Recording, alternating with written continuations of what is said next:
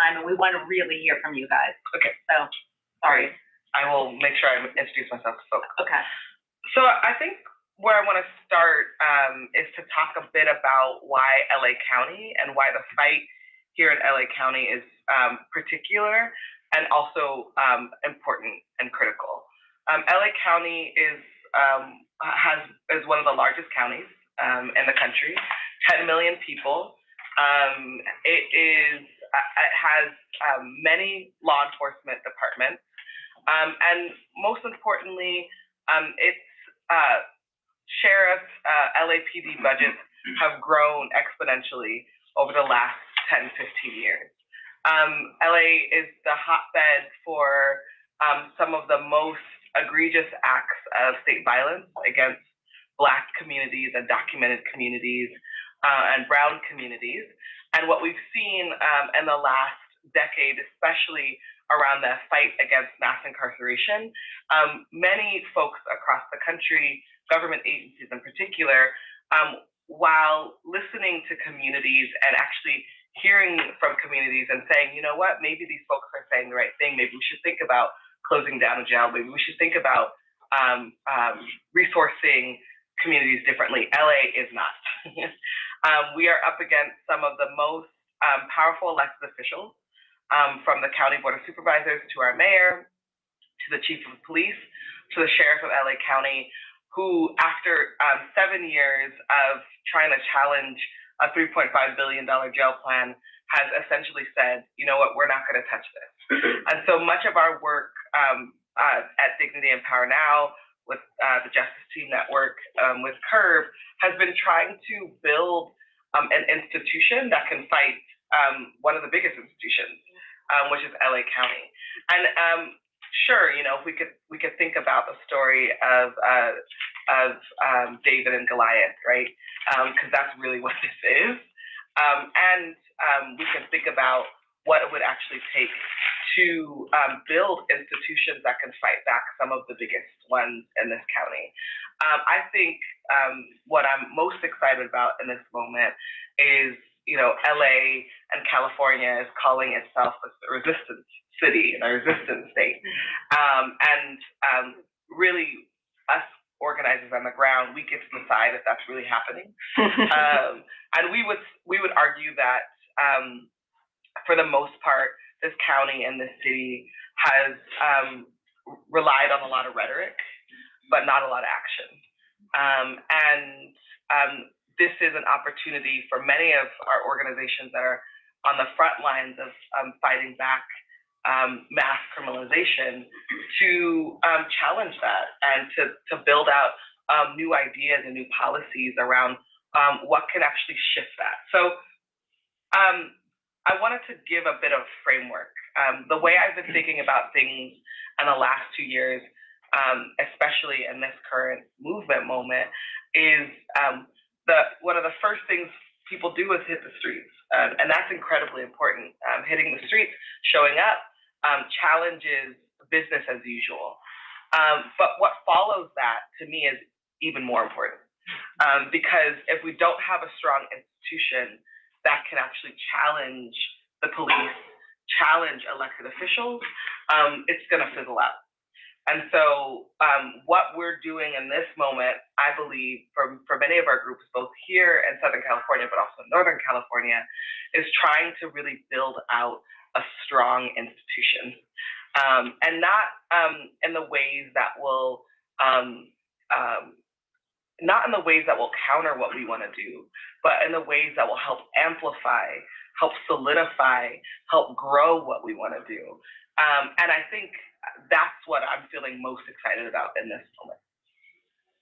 Thank you, Patrice. Awesome, and echoing all of that excitement for many of those same reasons. In addition to that, CURB, so Californians United for Responsible Budget, is a coalition of about 70 or more, about 75 grassroots organizations across the state who are involved in our statewide advocacy on budget and legislative advocacy, and then also in our local county budget, monitoring those and paying attention to jail expansion and jail construction. And so, we definitely are excited about the unity that's happening right now and about bringing folks together. And especially this coming year, what we're really paying attention to is how to bridge the intersection of the fight against private detention centers and public or state facilities, right? So we know that under the administration that we have right now, there's a heightened threat for undocumented folks, and we know that LA houses so many undocumented. Well, Southern California, period, is just a large center for that community, and we want to make sure that in the past there's been sort of this divide between the two fights. A lot of the narrative that has been put out in order to fight these fights separately is actually, we think it's been counterproductive. We're sort of shooting each other in the foot in a lot of the arguments that, we need to focus only on private detention centers because these are folks that have not been criminalized or that are criminalized because they're undocumented but haven't committed harmful offenses in society. And then there's a conversation about how other folks are deserving of these things. Well, CURB comes from a lens of saying we want to create a model for public safety that doesn't depend on cages. We want to make sure that our state and our counties stop spending money on the carceral system, on policing, so that we can start to put that money back into the community so that we can really, really make sure that our community-based resources for human services and protective services are resourced so that folks don't come into the crisis situations that call for folks to say, hey, we need these cages, right? And so with that and looking at LA County, a lot of the work that we do here, a lot of the work that's happening here and that has happened through CURB has also been looking at the state lens and how the state funds the county for their jail construction. For the two particular jails right now that we're fighting, the jail constructions, which is a replacement for Men's Central, and then another jail that will be built in Mariloma that will house folks from LA County, which that's about 70 or more miles away. So we already see that that's really, really problematic. But the funding, there was some funding that was set forth from the state for these fights. And so CURB did a lot of budget advocacy and successfully got both sides of our state houses to not approve that funding. But when it got to the governor's desk, the governor approved it anyhow. But that's the impact of the advocacy that happens, in order to help pull back on what's happening in our county and how the state is funding the carceral systems in our counties. We do the work at the state level as well so that our state leaders and electeds, right, understand how the state is impacting what the counties are doing. And then also, we're here on the ground in LA County, making sure that we're participating in campaign planning, we're participating in actions and getting our member organizations the resources they need so that they can also come in and participate. And again, in this moment, we're excited because folks are seeing that we are all impacted by this thing together, where folks are seeing that sort of those narratives that we've used in our past that have maybe cut each other's movements and undercut each other's movements and really set us back. Folks are recognizing those things and then breaking down, those false dichotomies that cause us to have all of this division. And that's what we're most excited about. Great. You guys are so good on time and everything. Exactly. So now I think we're throwing it over to Northern California to hear from George and Kat. Thanks. Hi, I'm Tim Solardi with the Rosenberg Foundation. Thanks everybody for joining today. Recognize this. We have here in San Francisco, Kat Brooks, who's Executive Director of the Justice Teams Network and also co-founder of the Anti-Police Terror Project, and George Galvis, Executive Director of Communities United for Restorative Youth Justice. I'm really excited to hear from both of them and kind of building a little bit on what we just heard from LA.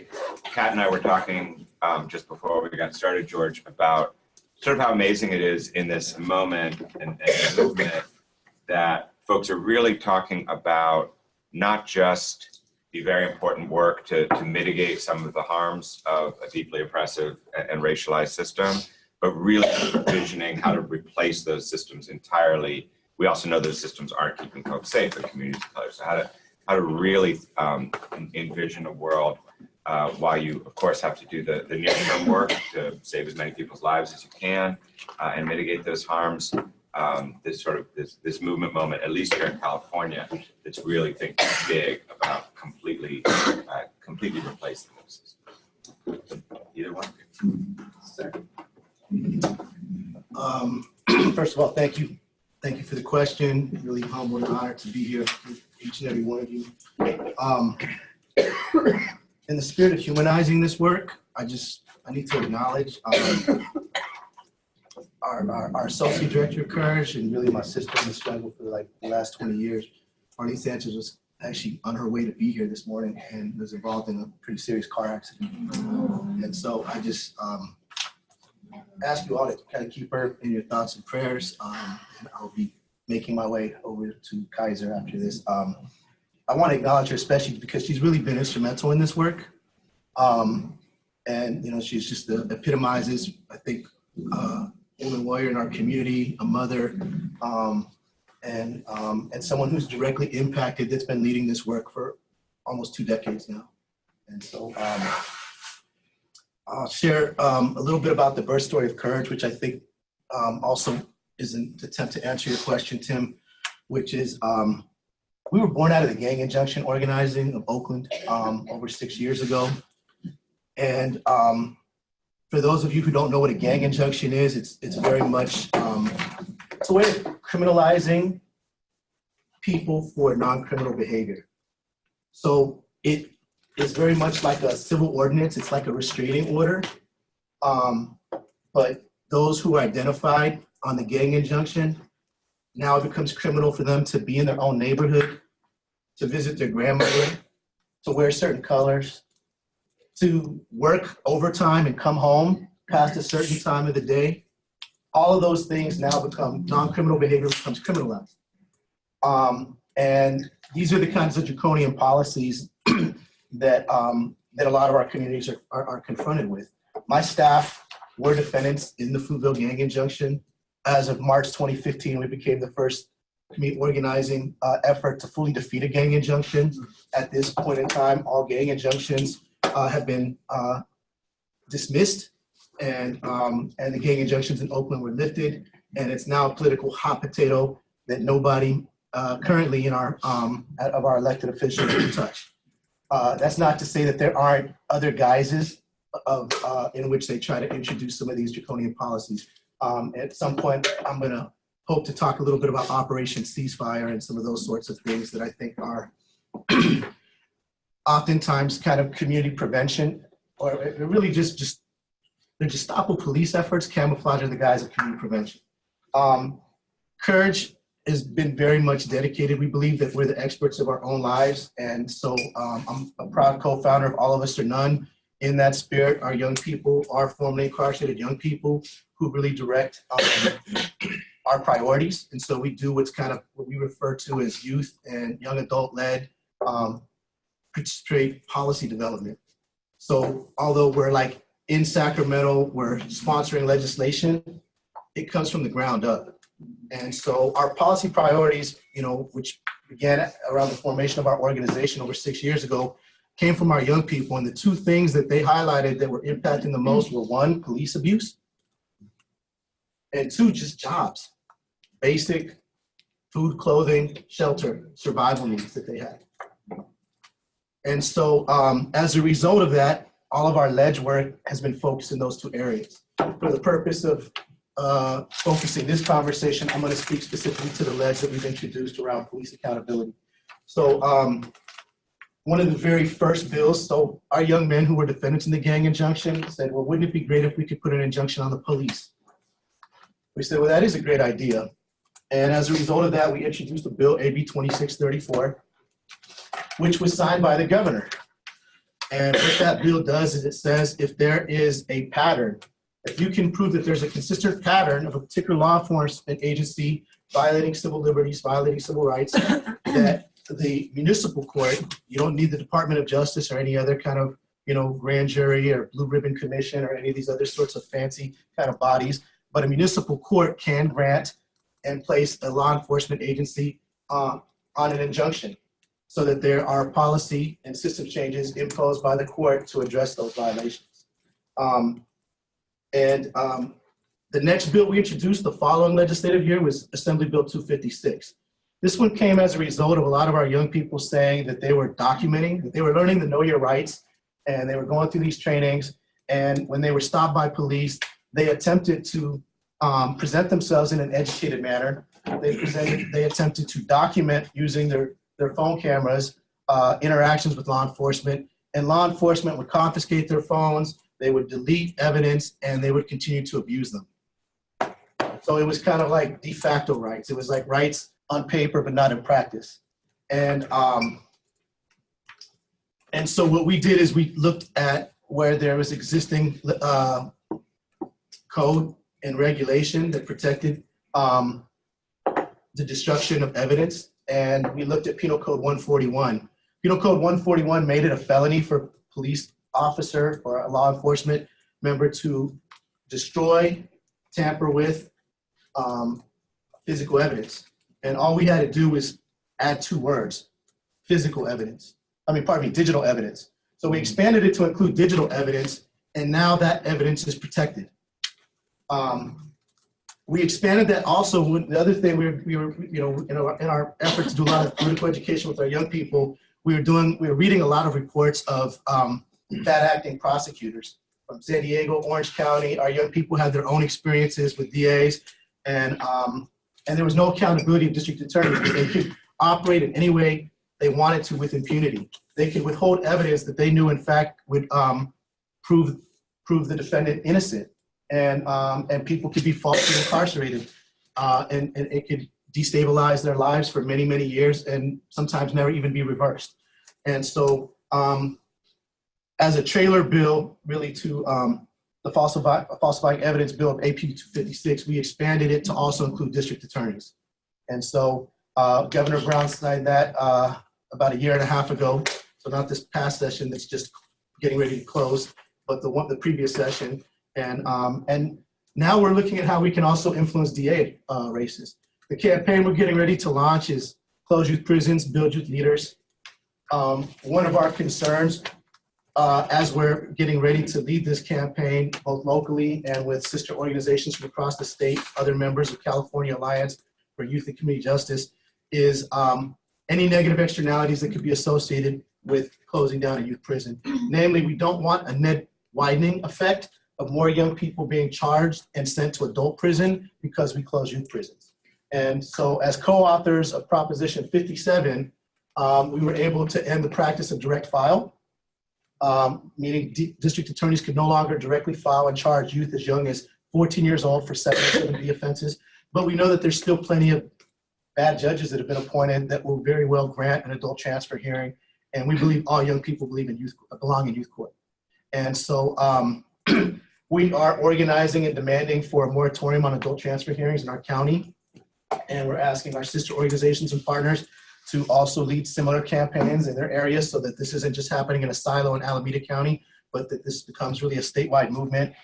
Tomorrow, I'll be in Los Angeles, and we'll actually be meeting to really kind of talk about our lead strategy related to this. What are opportunities for leads that could be introduced that could strengthen or support some of this session or the following session, and whether or not a ballot initiative is another opportunity or possibility that we could move some or advance some of this work, which really brings me to the point of really the need of how we begin to build capacity of C3 organizations, particularly those who are dedicated to building the leadership of people who are directly impacted as organizers to improve outcomes for folks, and the intersection with C4 and electoral politics.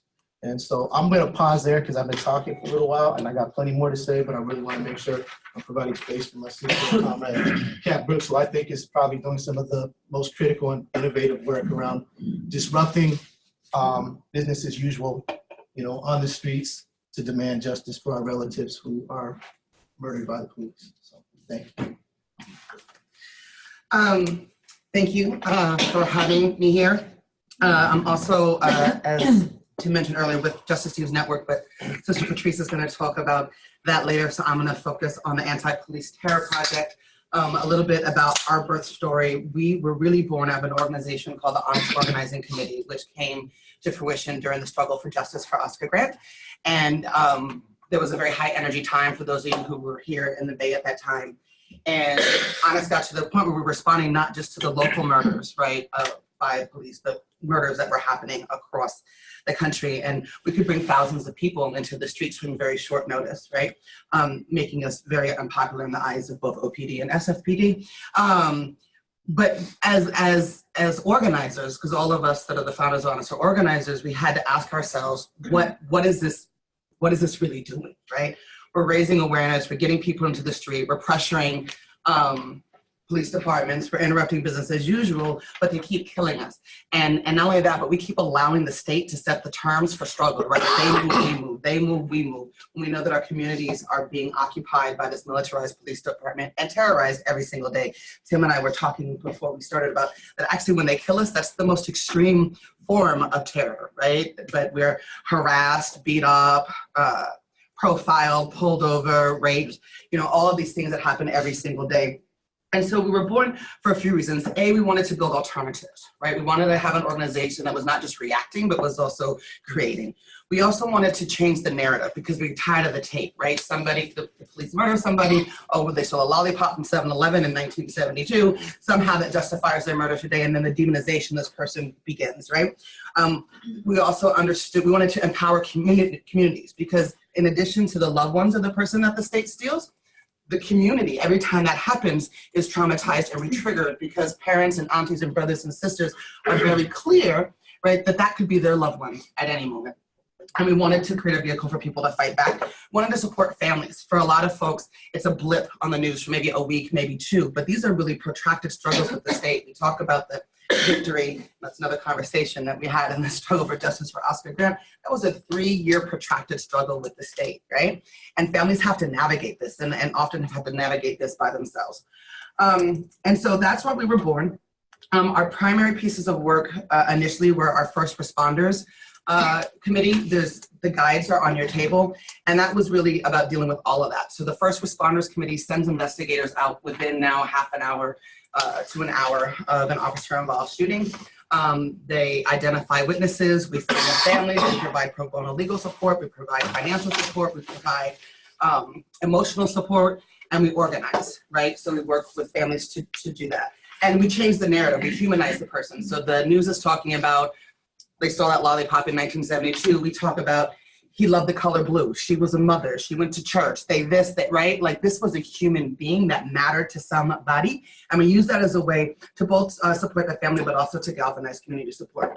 We also have a defund OPD campaign, which just successfully halted the implementation of a new police academy because we were able to build such a broad coalition, which effectively hindered the Oakland Police Department budget from being increased. I should mention that though we were born in Oakland, we work around the state. We're currently working with 12 families around the state.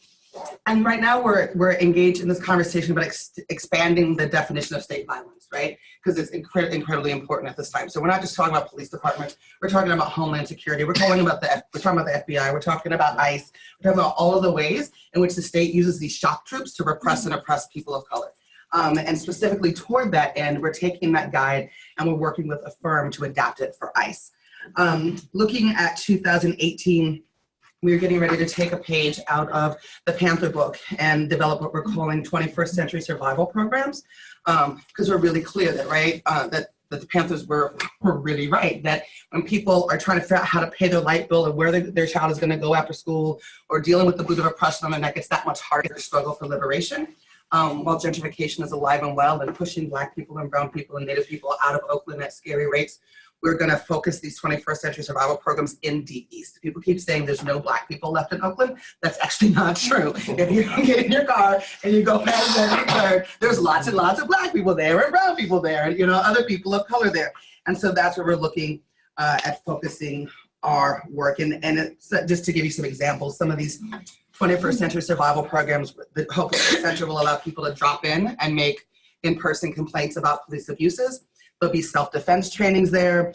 We'll have pro bono legal support. We're developing a partner with the National Lawyers Guild to have attorneys in the room that will be able to do that. Services for families and children, all of the, and then whatever else the community needs. We're working with a group of women that do acupuncture as a way to deal with addiction and post-traumatic stress disorder that all of us have walking through our community. So there'll be a variety of services. And the thinking is that they come in for the services, we politicize them, we organize them, and then we're building a base of color in Oakland that can then fight back. And just like with first responders, we would then replicate that model in cities across the Bay and hopefully the state. Wow, fantastic. Thank you both. I think now we're going back to LA. More about the Justice Teams Network. Thank you so much, George and Kat. So great to be in this struggle with y'all. So yeah, I think why it's important to talk about rapid response. I think Kat really is doing beautiful work with APTP. I mean, they have been such a light for many organizations that are organizations, but also community members that are trying to deal with state violence, officer-involved shootings in particular. What's important to name is that state violence, police brutality, APTP calls it police terror, happens on a daily basis. This isn't something that is happening sort of like sometimes or accidentally, it's purposefully. And in the last 4 years, what we've seen from this sort of movement moment, right, this Black Lives Matter movement moment, unfortunately, is the exposure of how frequent Black people in particular are dying at the hands of the state. And so when I started the Justice Team Network 2 years ago through the Leading Edge Fellowship through Rosenberg, something I was thinking about a lot was what would I have needed as a young person in my own neighborhood when police were terrorizing my siblings, when they had killed my cousin, when my brother was brutalized inside of the county jail. There was no organization locally when I was a child rapidly responding to that. I didn't have a number to call. There was not a website. It was literally my family and my community sort of like talking about, okay, that happened to your son, oh, that happened to your daughter. This is the ways we dealt with it. And it was an informal network. And so just like we have ways that we deal with earthquakes, that we deal with hurricanes, that we deal with natural disasters that happen frequently, we needed to have what are the ways that we deal with the unfortunate reality of our families being killed by the state. I mean, it's not stopping anytime soon, even with the movement, right? So how do we actually deal with it? And the impact of someone dying in that moment has a long-standing impact. And that shifts, changes your experience for the rest of your life. And that happens when someone just dies naturally. So imagine when someone is killed by the state and killed by an entity that you virtually can get no accountability from. So I teamed up with Kat and was like, you all are doing amazing work. We've done some incredible work in Los Angeles around rapid response. How can we bring this together and build out a statewide network? And so the Justice Team Network has been incubating a statewide network for the last 2 years. We have sort of 4 main areas.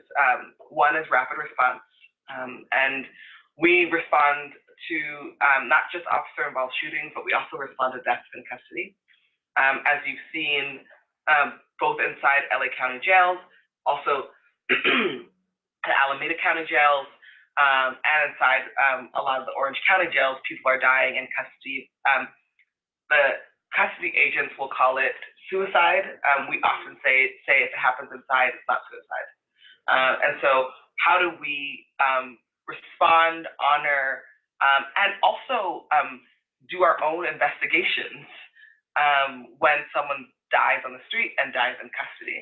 So we've been able to do a lot of that work. And 2 families that we're working with right now here in Los Angeles, because I think it's always important to sort of name who the people are. Juan Correa was killed the day that Justice LA actually launched our fight against the jail site. The irony, right? We are outside telling these supervisors, these jails kill us, and someone dies inside the jail. Sheriff's Department says He was pepper sprayed, and then he went to the showers and he died in the showers. That's what they say. The story doesn't add up. In fact, the coroner's office is saying the family got a separate autopsy report and saying that there were no signs of pepper spray, but there were signs of Quan being tasered. And we know that tasers kill. And so we've been working with the family. We got them legal aid. We've been working on emotional support and just giving them some basic dignity, the dignity that our county isn't giving them. At the top of the year, they'll be meeting with the sheriff's department. They'll be meeting with the inspector general's office. So we try to tie families directly to elected officials so they know who those families are and see their faces. The Justice Team Network is also a network, so this is part of the four. One was rapid response. Second is organizing and base building. We don't see ourselves as advocates. Advocates do something on behalf of people. That's not what we're trying to do. We're trying to build the leadership of people who've been most directly impacted. The families who are, the people who are often thrown away, communities who are often thrown away. And so how do we build a base? How do we build up a strong enough power base that can challenge elected officials, that can change policy? The third point and work that the Justice Team Network does is legal support. So we link up folks locally to lawyers that we trust, that have been trained. Lots of lawyers do civil rights litigation, but that doesn't mean that they're going to be effective for families. And so we work with the lawyers that we trust, that we've trained, that aren't abusing families. Unfortunately, a lot of lawyers abuse families. And the fourth for us, which is, I want to just make this super clear, it's the center of our work is healing justice. So the Justice Team Network is supporting the development of healing justice, resilient spaces inside of each of our anchor organizations. The Justice Team Network is ran by anchor organizations in each county. Sometimes there's more than one anchor organization. And the model that we use, so for rapid response, we use APTP model for rapid response. The model we use for healing justice is Dignity Empowered Now's model, in which we have developed a pretty comprehensive model of bringing together healers, both traditional and alternative, so acupuncturists, therapists, nurses, massage therapists to come together on a monthly basis to do wellness clinics for communities, both organizers and the folks who are on the front lines, but also the families, people who've been directly impacted by the state, formerly incarcerated people. So we are developing that model to bring it to the rest of the Justice Team Network. We have justice teams in Sacramento, Alameda County, San Joaquin County, LA County, Riverside County, and Orange County. We were very particular when we brought in anchor organizations. We organized anchor organizations in Justice Team Network, and it was important for us that these justice teams were base-building organizations. So that our Justice Team Network isn't a bunch of grass-top orgs, although we work in coalition with them. The anchor organizations are the people who are on the ground, who are often some of the least funded organizations, but are doing some of the most powerful work. APTP is part of the Justice Team Network. Dignity Power Now and BLM-LA is a local anchor org. In Sacramento, our Black Lives Matter Sacramento chapter is the anchor org there. And San Joaquin is Fathers and Families of the San Joaquin Valley. I hope I said that right. No acronyms. I don't even know if I can say that acronym. And Riverside County, BLM, IE, and Orange County, we just brought on 2 new anchor organizations, Resilience OC and LEAN, which is Law Enforcement Accountability Network. And the Law Enforcement Accountability Network is actually founded by Teresa, whose son was killed by Anaheim Police Department, and she's been doing powerful work. They just joined our justice team. We've had 2 annual meetings. We're having our third next year, and our big piece of work in the next coming year is going to go after the Peace Officer Bill of Rights. We want to, we want to go after it. We want to dismantle it. It's one of, in state of California, it's one of the key legislation that doesn't allow for true police accountability, and is really their armor. And so there has been an effort over the last 2 years to go after the Police Officer Bill of Rights. What we would like to do with our justice team for the next year is build the power base so that we can go after it in 2019. Wonderful. I think we're going to Q&A now, and I'm not sure if we're going to start in the Bay Area or Why don't what do you you start? think? Okay. Does anybody have a question right off the bat? I mean, I'm Prepared. I'm prepared. I have lots of questions. So maybe I'll start and raise your hands if you have one. One of the things that I'm most curious about in LA County, because of this $3.5 billion jail bill, which has already been approved by the board, like, what is your response to the powers that be that say, you know, that fight's over? They've already voted for it. It's happening. Let it go. Either or both of you. Yeah, our response is we're not going to take that answer. We're going to fight tooth and nail all the way up until, they will knock us over to get those jails built. I mean, because when we look at the environmental reports that were presented, we look at the people's reaction to these jail construction plans, and nobody wants it. Even at the state level, they've rejected for the state to give more money for people to build county jails. So, all across the board, especially the people of LA and LA County do not want these jails. So our reaction is we will continue to work together. We will continue to listen to people who are most and directly impacted on the ways that they think we should work our campaign on their ideas. We'll get with people who are also seasoned in these campaigns. We look to our elders who've been leading these fights for a while, and then we get all of the energy of the youth involved as well. Anyone who can be impacted by these jails, we will continue to gather them and present ourselves in this fight until they say, hey, we can't build these jails. We have elected folks to serve us, and we are going to continue to remind them of that all the way until we get, an alternative resource center that's not a cage. When people harm each other, because harm is real, we want to see our elected say, oh, you're right, we don't need jails. What we're going to do instead is build justice centers. So now youth can go places when they don't have somewhere to go because their parents are working so much, right?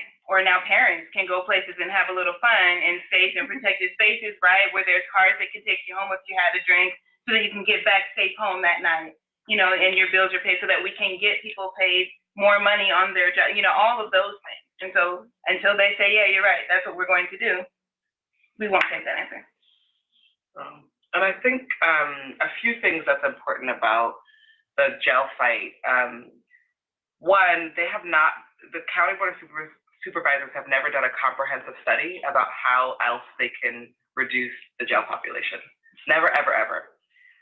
So part of the work that we've been trying to do is to get them to build out a working group to do a comprehensive study. That's what they did at the close the Rikers fight, right? It was like they were pushing to close Rikers, and then the sensible thing was, well, let's do a study. What would it take to close it? What would we need?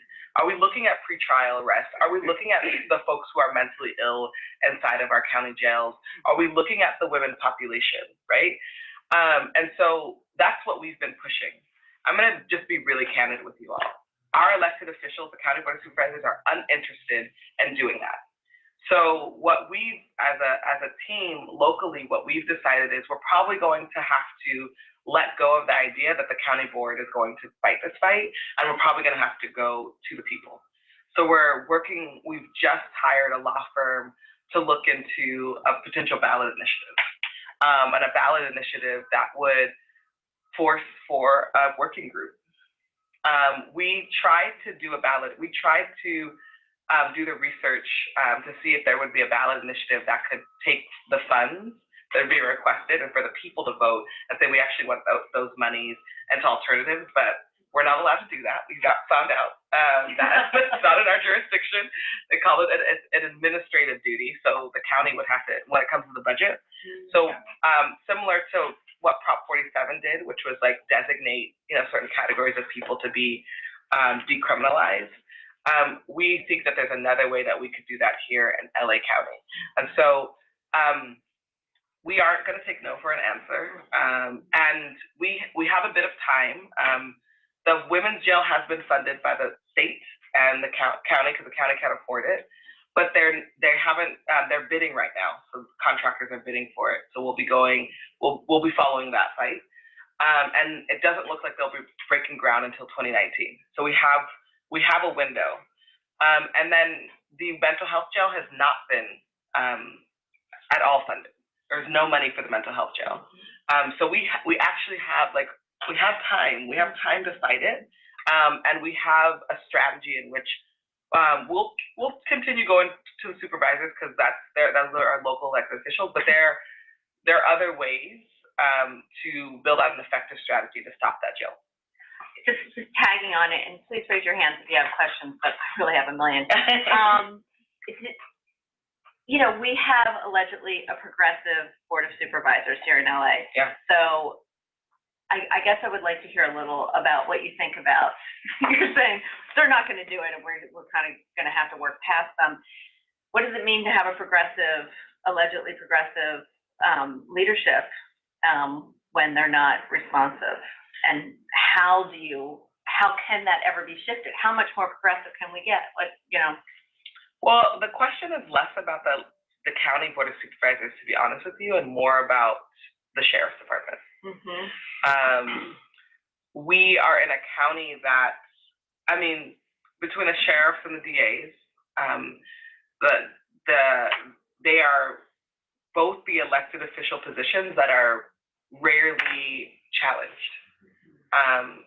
Rarely challenged by people.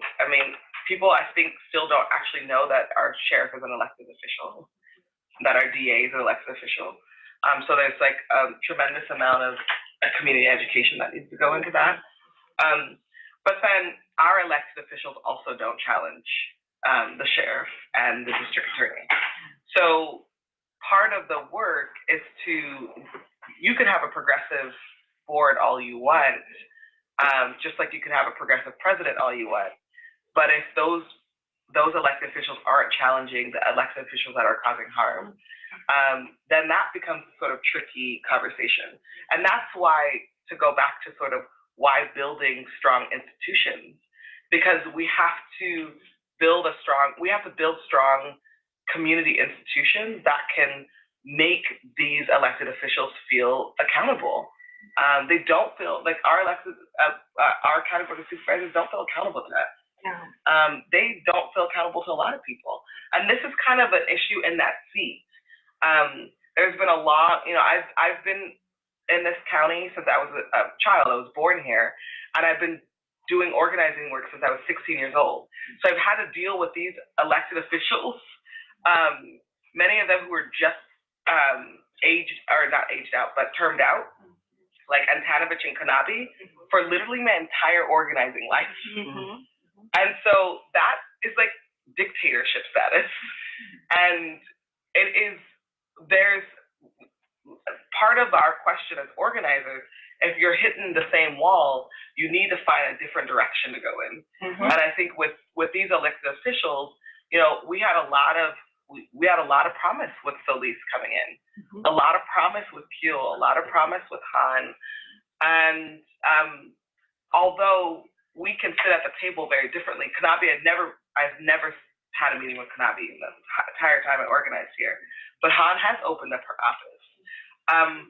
But are they saying they're going to do the things that are most needed in our county? No, they're not. And I think there's another direction we have to go in.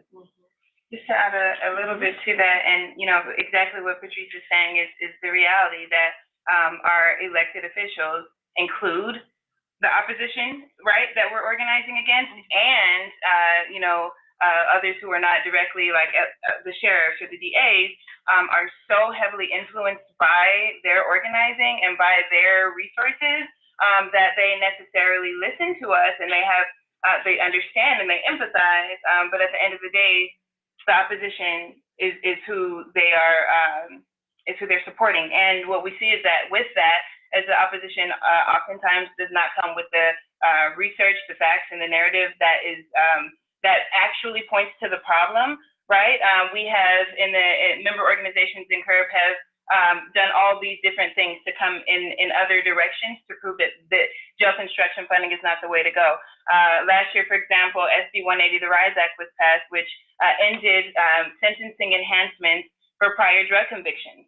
So now, instead of going, if you have a drug conviction, whether it's use or possession, then you could get 3 years for every prior conviction that you've already served time on for an offense that you come up for today, right? Well, CURB member organizations ended that. So it proves that we don't need to actually hold folks in these long-term sentences, overcrowding our jails and increasing the funding and resources for opposition. We actually should stop that and figure something else out. Another thing, a CURB member organization is working on AB 535 to get folks who are formerly incarcerated the right back to sit on juries. You know, we have to be able to infiltrate these other spaces so that our voice in saying, no, we won't take that, becomes louder and more effective, right? If we, I am a formerly incarcerated person. At 18 years old, I was convicted of a serious violent crime. And so I have been blocked away from all of those opportunities and will be for the rest of my life unless we change that, right? I can't be effective in those ways unless we change that. CURB member organization is right now also working on getting a ballot initiative on for 2018 that will restore the right to vote to folks who are currently in state prison and who are out on parole. We lose 180,000 voices, 180,000 people that we can go and affect in all these different campaigns where we're trying to get people to change things. They're locked out of that. Can't even be in part of the process. And how do we restore dignity to folks who have lived through trauma, harm, maybe have caused trauma and harm, if we don't start to include them in these restorative things? This is a restorative thing. We're saying, no, you're actually worth it. You're a citizen. We want you to feel like it, right? And so that's what we're pushing for. And that's how we're going to get into all these different spaces to finally get some change. But it's going to take resources. We're just not as well resourced as our opposition. And they've been organized a whole lot longer than we have. You know, so that's what it's going to require. Okay, I'll go with Gabrielle and then Piper. Was there another person? Okay, and She's actually first. oh, okay, all right, thank you. I'm Vanessa with Vigart. So been following and like kind of chasing all the information having to do with criminal justice reform in the year since I've joined this side of the fence.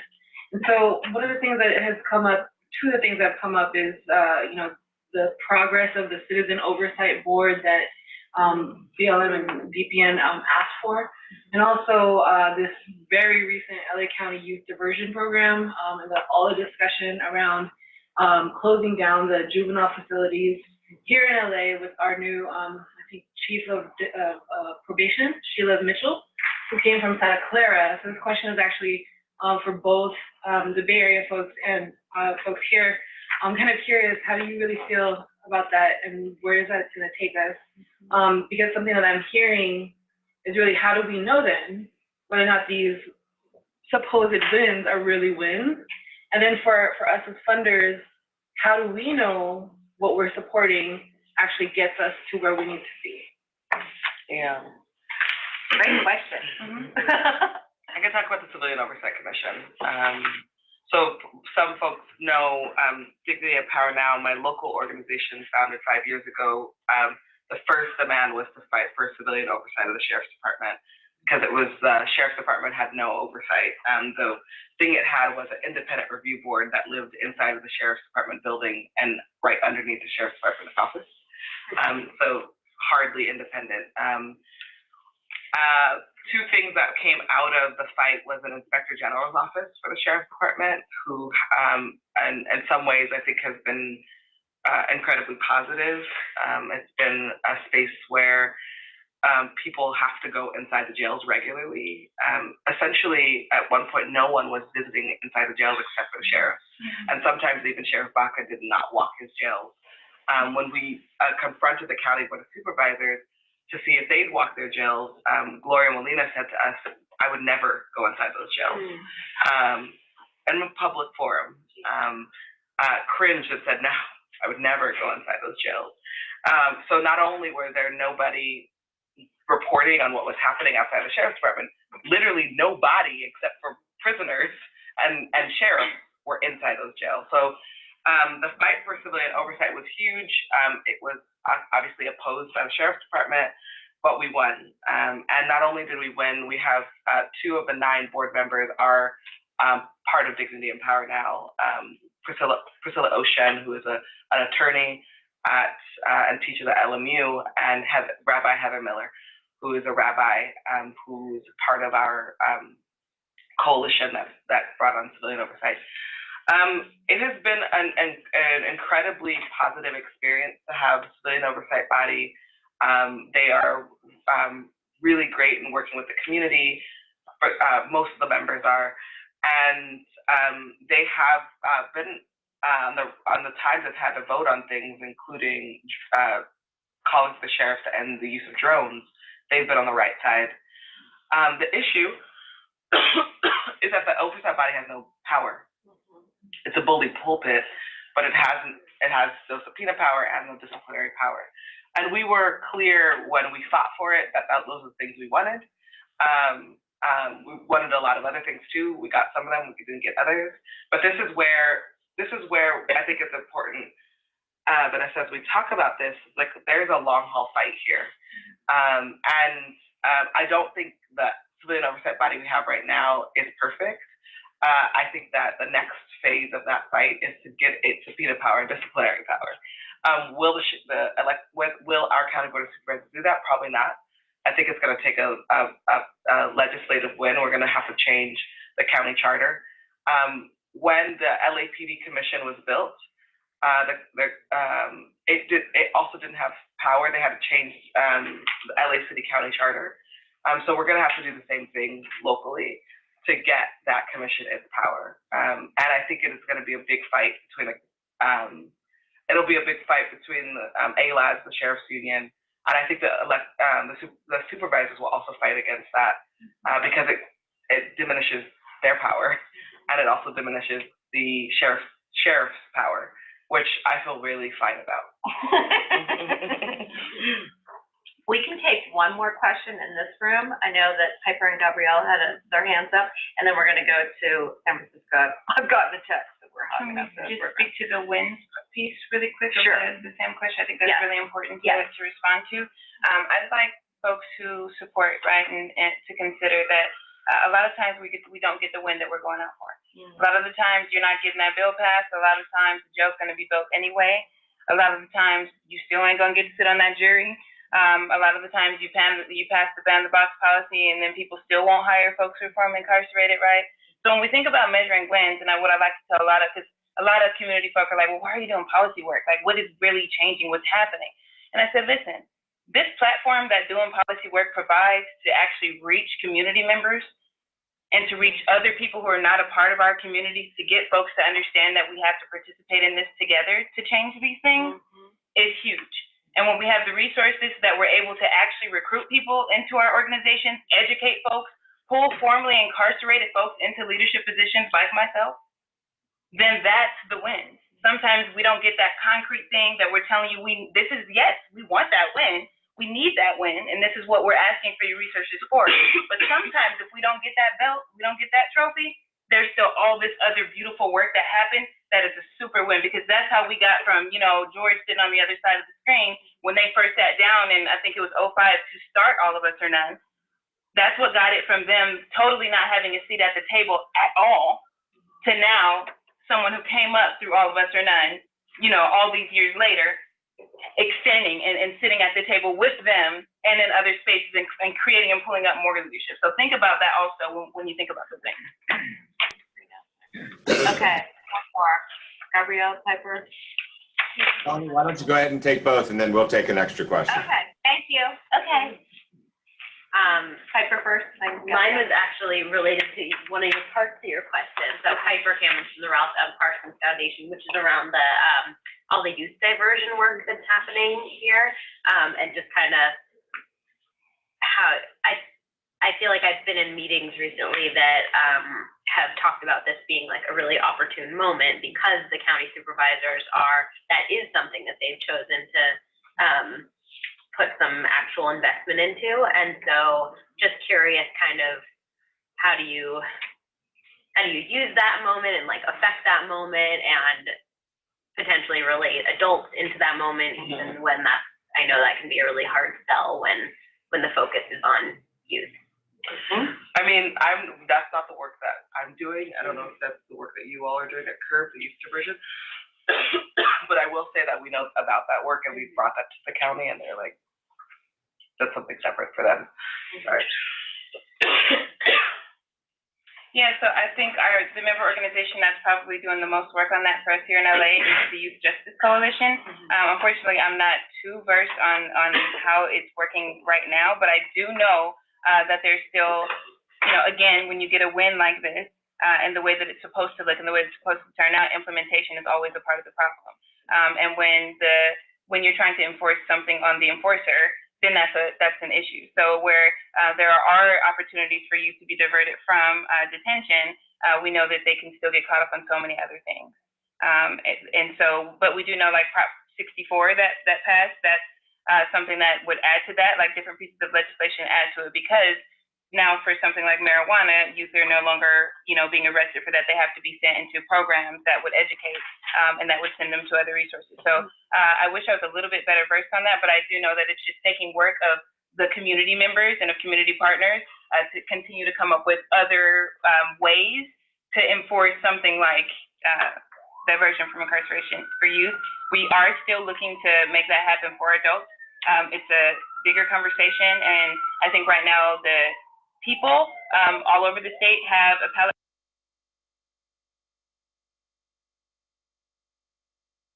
who are running who were public defenders running for DA spots this year that we've been connected with, to deal with something more than folks who have non-serious, non-violent, non-sexual crimes. And then also folks who are not youth, because that has sort of been the focus as we started to move into criminal justice reform.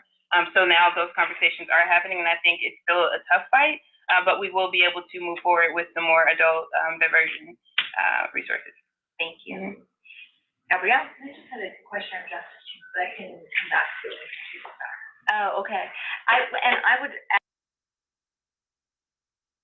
the state and the local governments have segmented juvenile and adult, and so it's not surprising that when we have two panelists who are working on adult issues that they're not involved with that and they don't know much about it. And so I think it's also kind of, not fair when the government, and I've heard this from the Board of Supervisors, comes back and says, well, we're doing the juvenile thing, like you should just all embrace that and why you all climb on board to that. Well, that's not, you've created two separate systems. There's a whole bank of organizations that are working on the adult side. They're not going to change their mission and focus because the board has decided to work, on the sort of upstream. But anyway, so why don't we shoot it to Northern California, and then hopefully we can come back and get Gabrielle's questions when she's back in the room. Great, thank you. So I just want to open it up here, and folks, feel free to ask questions either and or of our two folks here, and or the people in LA. Yes. Oh, and please just introduce yourself, who you are, before you ask your question. Hi, I'm Lorraine Ramirez. I'm the Senior Program Manager for Funders for Justice. And so we organize funders to move resources at the intersections of racial justice, gender justice, community safety, and policing or anti-criminalization work at the grassroots led by and for people of color. So first of all, just to follow George's point around humanizing and sort of to remind us that, or for me to remember that when we walk, just because we work as funders doesn't mean that we are not part of all of this.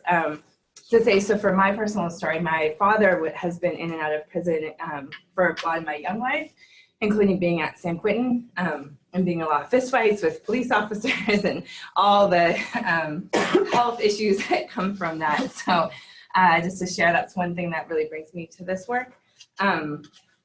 So for that, I had a very interesting conversation last week with the president of Council on Strong America. I don't know if folks know that. I know. Well. I know. I figured I was super embarrassed. So I figured the best way is to just name it and then do something about it.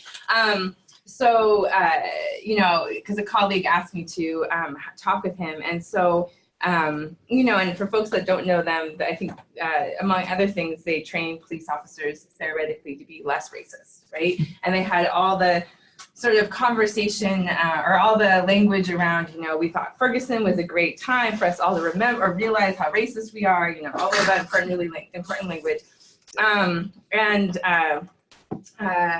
Yeah, and so I thought, you know, okay, interesting.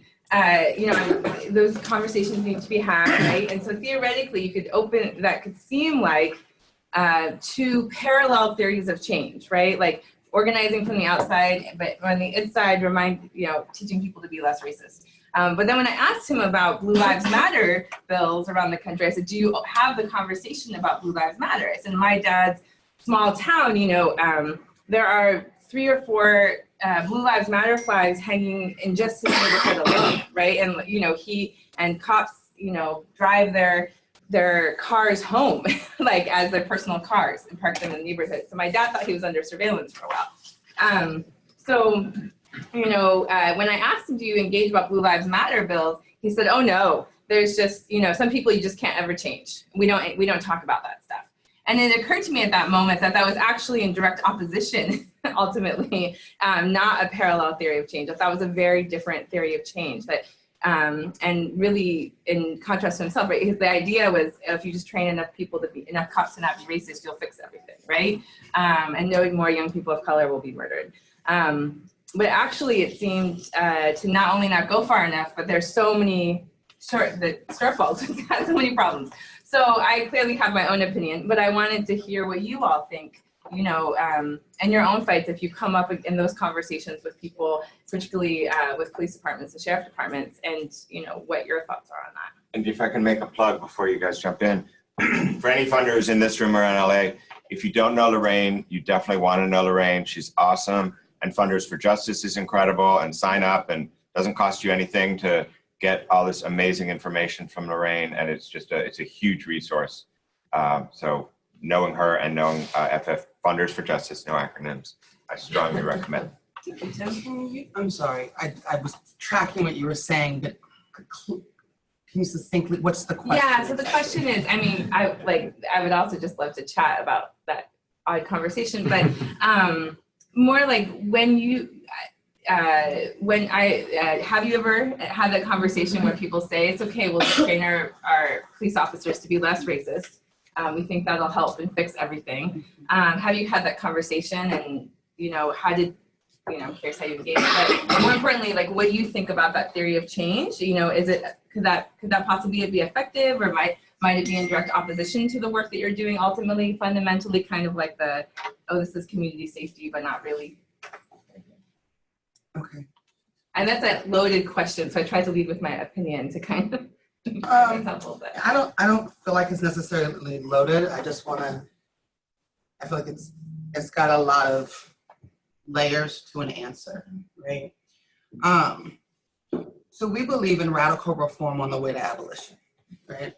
And what I mean by that is that we don't believe that policing or prisons or the way that we do criminal justice in this country can ever be fixed. Mm-hmm. And the reason, I know I'm preaching to the choir, but have patience with me. And we don't believe that because it's actually not broken, right? So policing was born out of slave patrols. So there's this false narrative that's implied when we talk about tinkering around the edges of this system, that at some point policing was working well for everybody, and then something went horribly awry, and now we want to get back to the old normal, right? That's actually, we're not interested in any of that. What we're interested in this moment, right, is capitalizing on the energy that has been galvanized. I've been doing this work for 20 years, right? This movement moment is amazing. But what we have to be having conversations about is, what does 21st century community safety look like, right? And that looks nothing like what we have now. It's not the people, it's the system, right? It's not a couple of bad apples, it's the whole dang orchard, right? It's rotten to the core. We were having this conversation around tasers. Because ironically, at the very time that San Francisco Police Commission was trying to, and sadly successfully did push through the authorization of use of tasers by SFPD, the Oakland Police Department murdered a man with the taser in East Oakland. It was like right on top of each other. And this, of course, follows the Reuters report, which if you haven't seen, I strongly suggest that you do. But at the vigil, one of the things that we were talking about, right, is that it's not the gun, it's not the taser, and as the co-founder of APTP put very succinctly, if you armed them with flowers, they would choke you to death with a bunch of flowers, right? Because it's the whole very system. So yes, those conversations have come up. And so I'm gonna bring up a little bit of a touchy, so I didn't know I was gonna go here, but it's the fight that we had around the police commission in Oakland, right? And that it's not a civilian police commission. It's not in the hands of the people. It's in the hands of people that believe that you can tinker your way around the edges of this thing and somehow get benefits. That said, we also talk about reform. We're trying to rebrand it as talking about relief, right? And so how do we, while we're pushing for abolition, simultaneously endorse radical reforms that turn the combat boot of oppression that's on the neck of people of color into a tennis shoe? So maybe we have a little bit more wiggle room, right? But we're not interested in reforms that affirm that this thing can be fixed. I'll say one more thing and then I'll turn it over to George. When the city of Oakland was looking for a new mayor, I mean, that's my dream right now. When the city of Oakland was looking for a new police chief, somehow, I don't know how it happened, but I got called by the hiring firm to come sit in to talk to them, but we wanted to see a new police chief. And we went back and forth inside of our organization, because I don't make any decisions by myself or a collective, about whether I should go or not, right? And ultimately we did decide I should go. The angels must have been watching over me because I got hecka sick that day and couldn't make it. But when we talked about what the answer would be we want a police chief who's interested in working themselves out of a job. Right? We want a police chief that's clear that this thing is broken and is interested in working with community to build something different. So I guess that's my not so succinct way of answering the question. So yes, I've had that conversation and those are usually my responses. George, want to add? Sure, I got plenty to add, but I think it might be helpful actually just to take another question and maybe see if there's an opportunity to combine a response and just answer another question. Other questions? All right, you guys calm down. I was wondering if you all could talk a little bit more about the work to build out this vision for 21st century community safety. And can you introduce yourself? Jadon Terry Coon, San Francisco Foundation. Cool. So I will take a crack at trying to respond to both questions. So just to kind of piggyback on my sister Kat's response, yeah, placing it in its social historical context and understanding the roots of policing. It's rooted in the slave patrols, and I would say additionally, it's also rooted in the cavalry. You know, when you think about the cavalry and you think about the Indian Wars, well, the Indian Wars never ended. You know, just look at what happened at Standing Rock, North Dakota, and look at how peaceful water protectors were criminalized for the audacity to stand up for, you know, for water and for life in defense of, you know, their families and community.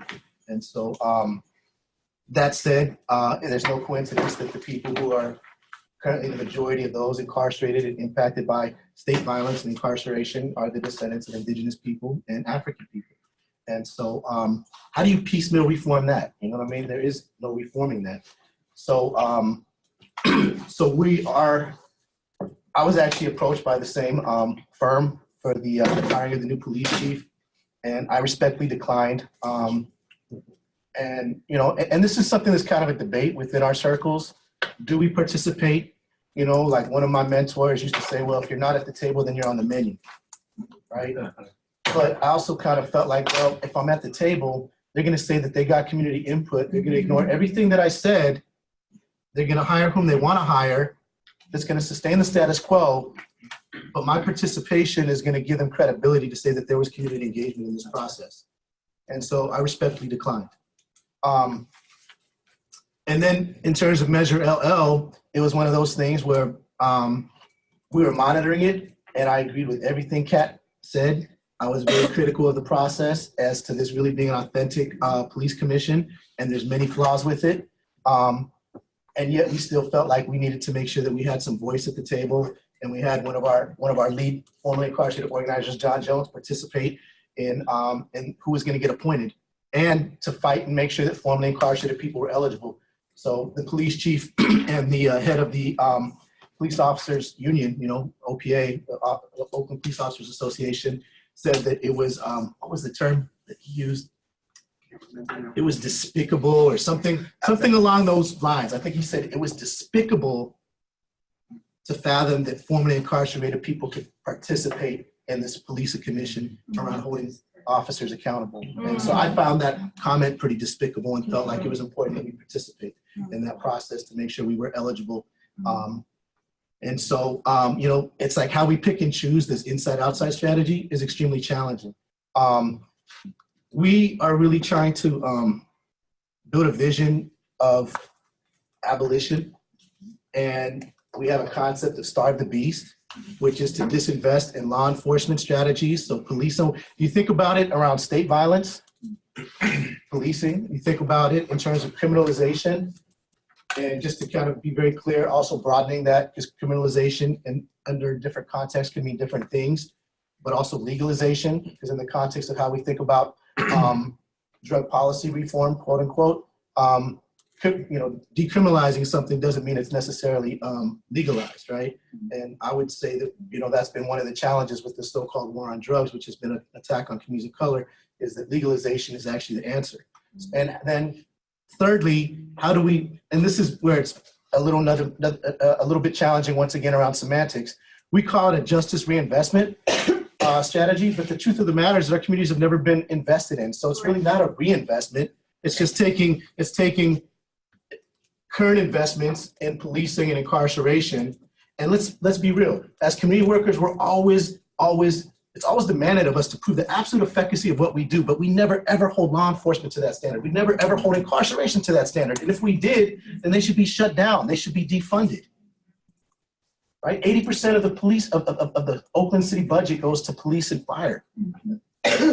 Now imagine if California, which for decades had been #1 in prison spending and second to last in education spending, imagine, just dare to dream with me for a moment if we flip that equation. Right. What if California was #1 in education spending? And what if we didn't just necessarily think about education as something that takes place in the context of K through 12 schools?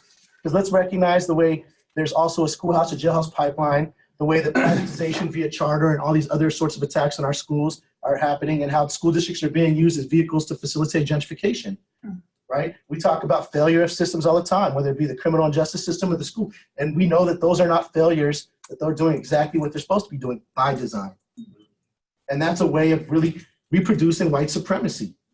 So all of that said, if we thought about education beyond just the K through 12 classroom, but also about enrichment and community learning and real world classroom education that takes place, and how we create opportunities for young people to find their voice and power through creative outlets, through theater, which I know, like my sister Kat, like she's doing all this work because she feels an incumbent responsibility for it. But I know she's a talented actress and playwright and poet and artist. Like, we all have passions outside of this work, and our job is to put ourselves out of a job, not just to put the police chief out of a job. That's my dream. My vision is put myself out of a job. You know what I mean? And that's what everybody should think about, And so when I hear about, like, I even remember when we began to talk about this concept of close youth prisons, build youth leaders, unfortunately, several of our intermediary partners had qualms about taking the position of closing youth prisons. And I was really kind of shocked about that.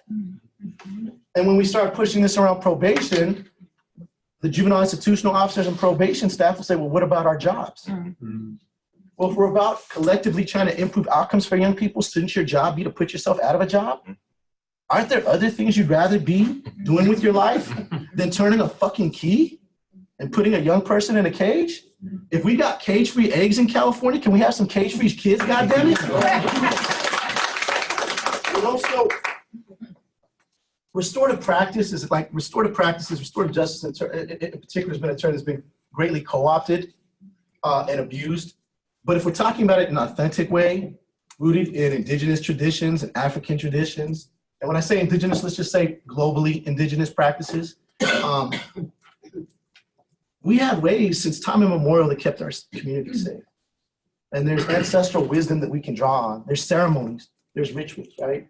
And the way, unfortunately, it's been implemented, particularly around systems, is to take away ceremony, take away ritual, take away culture. And for us, that's part of our theory of change, is culture is our strength, it's our healing and our recovery. You take that away, you take away the integrity and the sacredness of those processes, right? Now they become generic and stale. Now they become part of the system. Now they become a part of legitimizing these systems, right?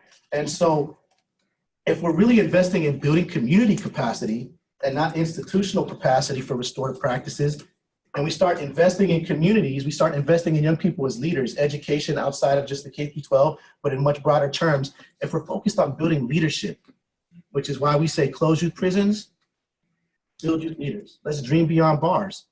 Then we can really actually achieve three things that I think everybody should want.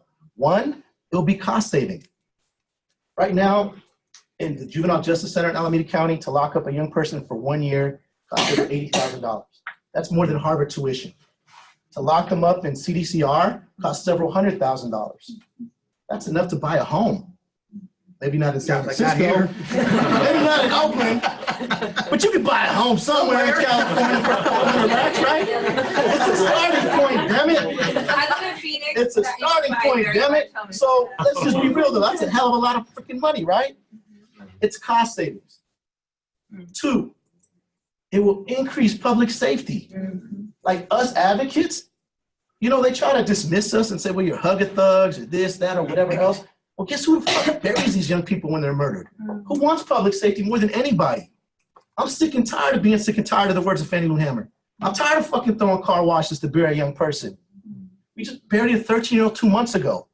The week before that, we buried a beautiful young girl who was murdered by her partner. We have to start to talk about how street violence and domestic violence and all these things are interconnected. And we also know that hurt people, heal people, heal people. So how we invest in building community capacity for healing.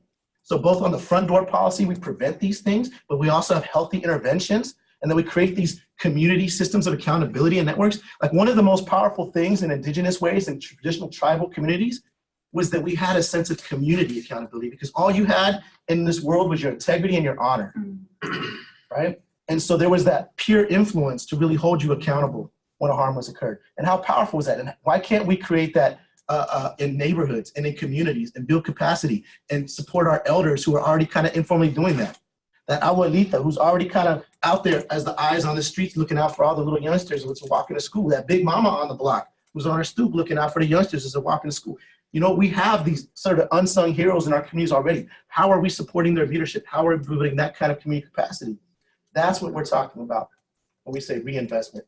Those things have never been invested in. But when we say a reinvestment, we're referring to an investment that hasn't occurred and taking investments that are currently harming our communities and investing them in ways that will improve outcomes. And that's the last point. The third point is, yes, it's cost savings. It will increase public safety, but it will also improve outcomes for these young people.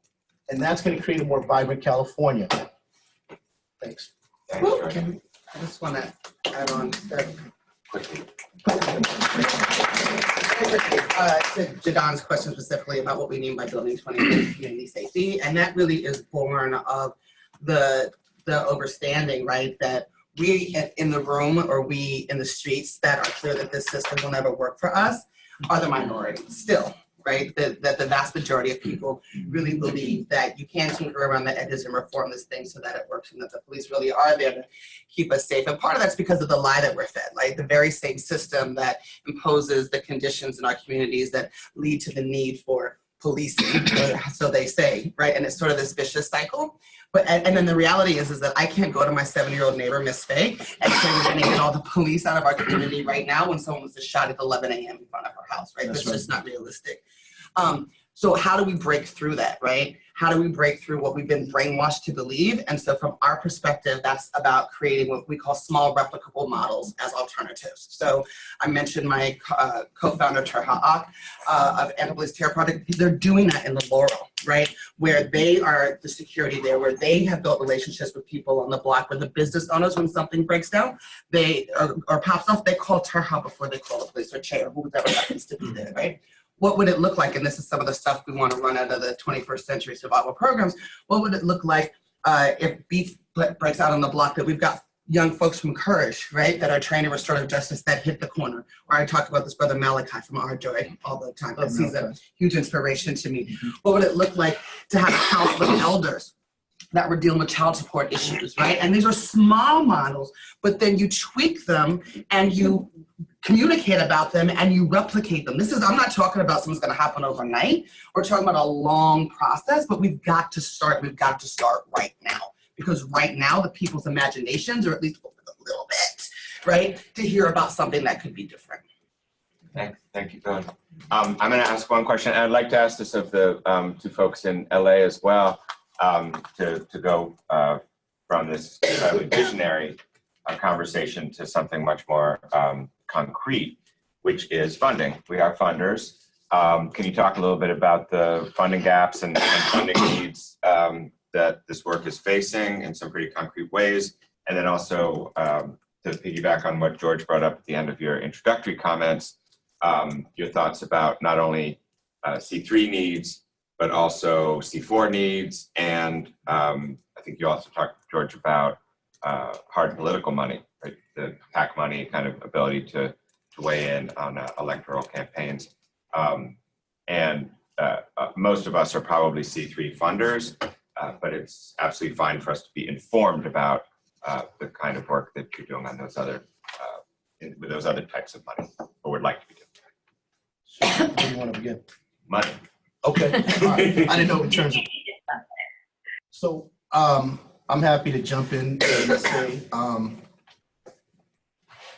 there's been a lot of investment in what I refer to as kind of like the mega nonprofit. And I think that there's a couple things, a couple concerns to flag. One is it's really important that we value process sometimes as much or sometimes even more than just the outcome itself. I'll provide like an example. I cut my teeth in organizing in 1994, organizing against Prop 187. Prop 187 was overwhelmingly passed by voters in California during a xenophobic, anti-immigrant sort of political climate, right?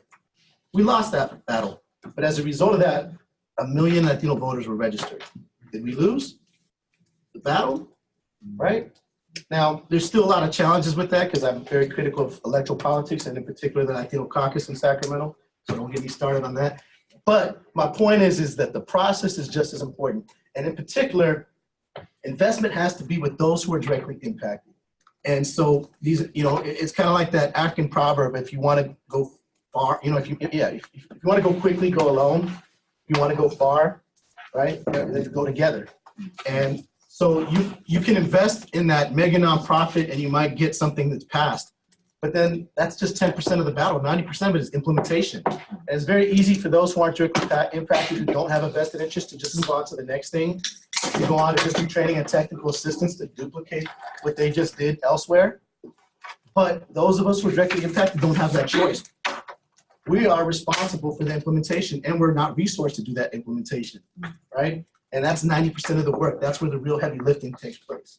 And so how we also resource implementation, how we resource and build capacity of those directly impacted, I feel like I have a pretty good pulse. I'm on the National Steering Committee for Formerly Incarcerated and Convicted People's Movement. And, along with my sister Amber, in Los Angeles and others who are formerly incarcerated leaders who are now just recently being invited to some of these tables, there's been a lot of progress that's been made. But what I also know, and I would love to hear Amber's comments on this, I don't think anybody yet has really provided the model around how we're developing leadership pathways for formerly incarcerated people from the front line to the top executive and senior positions in an organization, and that it's also reflected in our board. And it's something I am trying to do, and I think we're doing a halfway decent job at it, and I also think we could do better.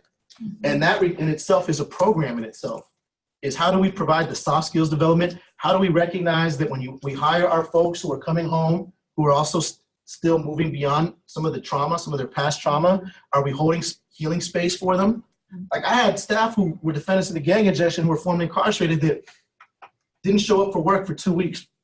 Didn't respond to text messages, didn't respond to phone calls. Why? It's the anniversary of when their brother was killed or when their best friend was shot. You know what I mean? And it would just be a time where they just kind of hibernated. Now, in any other job, in any other workplace, what would happen? Right? So how we then also begin to build that relationship and that trust so that we can also support them in holding that healing space and also provide them the tools so that they're internally able to support their own healing process and hold that space for themselves and then provide leadership and holding that space in their communities becomes part of the work. All of that investment is a program in itself. That requires capacity building. So how we build and strengthen the folks on the ground is really like the strongest thing I can encourage you all to do. You know, all due respect to the mega nonprofits, they're gonna move along to whatever's sexy when you guys are no longer interested in criminal justice, and the rest of us are gonna continue to do this work. And what you're leaving behind is gonna be critical to how we're able to do this work effectively. George, can I get even more concrete and just say, maybe Yes, specifically for the Alameda, no, I'm still on the C3, but specifically for the Alameda and Bay Area work, you know, how much is needed maybe in the relatively near term? Everything that's currently invested in the criminal justice system. Yeah, I would say there should be a dollar for dollar match in terms of systems, but I would really ask and challenge you all to really think about your own portfolios. And then think about your own practices. How many of you have a ban the box policy in terms of your organizations? How many of you have a program officer who's formerly incarcerated leading a criminal justice initiative? How many of you, you know what I mean? Or if you don't, how are you building pathways for leadership to help build capacity of a formerly incarcerated person to maybe take your place someday? Those are, you know, that's one way to just kind of look in the mirror and do some internal reflection, right? The other thing I would say is we live in the most expensive region in the world right now in terms of cost of living and housing. And displacement is real. And so how we're able to really actually invest in some of these grassroots organizations, to have a youth and family empowerment zone, to have a Black cultural art zone, as my sister Maisha back there, who I'm looking at, is also helping to support and organize, or an Indigenous or Latino cultural art zone. How we're creating these safe havens that are really the first line of defense against displacement and gentrification for our communities, but become also safe havens for our communities. When we talk about sanctuary, it's not gonna come from Oakland police. It's not gonna come from the city. It's gonna come from the ground up. It's gonna come from our communities. So how are you helping us invest in becoming, we're land-based people without land right now. So how are you, one, investing in our opportunity to become owners and not just tenants? And the other thing is folks on the ground, we're constantly asked to be consultants on this or that, and we're constantly being consulted. But we don't make what consultants make. In fact, we're consulted and we're expected to provide our consultancy for free. So how are we building capacity of grassroots directly impacted people to provide consultancy, and how are we compensating them at the same level you would your high-level consultants at the high-priced intermediary with 3 letters, you know, behind their name or whatever else, and recognize some of us got a PhD from the School of Hard Knocks, and you know what? Some of us got the same credentials those fools got, and we're experts of our own lives. And because we're formerly incarcerated, those letters we have behind our names and my Berkeley master's degree doesn't for some reason carry as much weight, because all you see is a formerly incarcerated person when you look at me. You know what I mean? So that's part of the challenge and the work that I would present to philanthropy too. Kat? Sure. So I'm gonna start on a more personal note, right? I get up every morning. I'm not single anymore.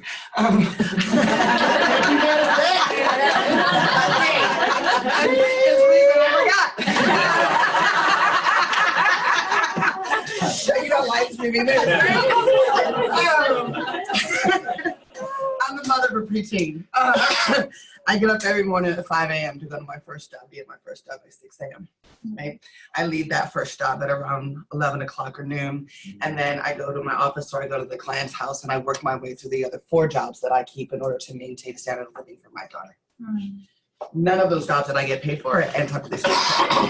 But I spend at least 20, bare minimum, 20 hours additional every single week on APTP, sometimes more, as do the rest of my leadership team, right? It never even occurred to me, honestly, in Black Lives Matter and Move for Black Lives, honestly, for busting open some of these doors, it never occurred to me that I would ever make money off of not off of, but be paid, right, for all of the hours that we spend doing this work. And so for me, and we're not a 501c3, we're a fiscally sponsored project.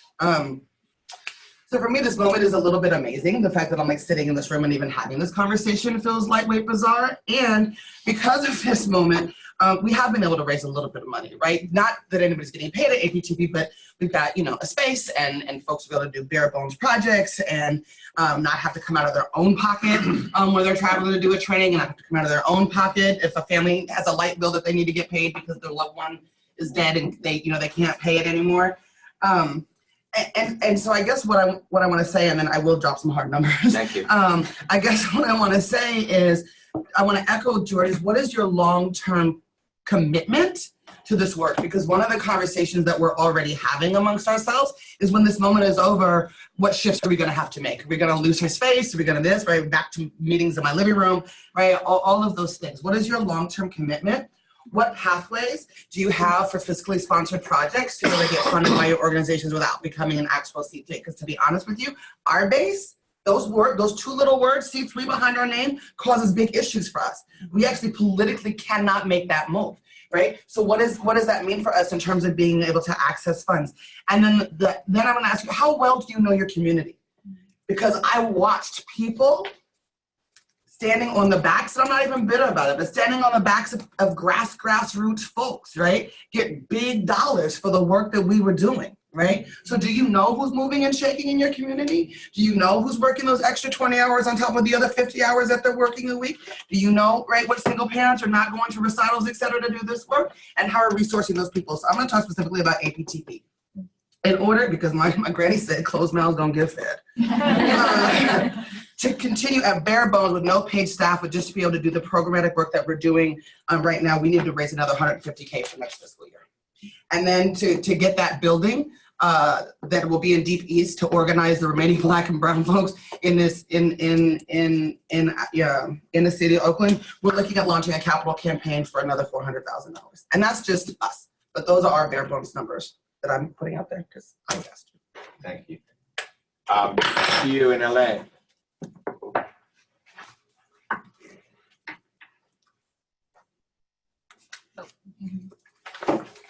Feelings and same points, about thinking of the longevity of it, right?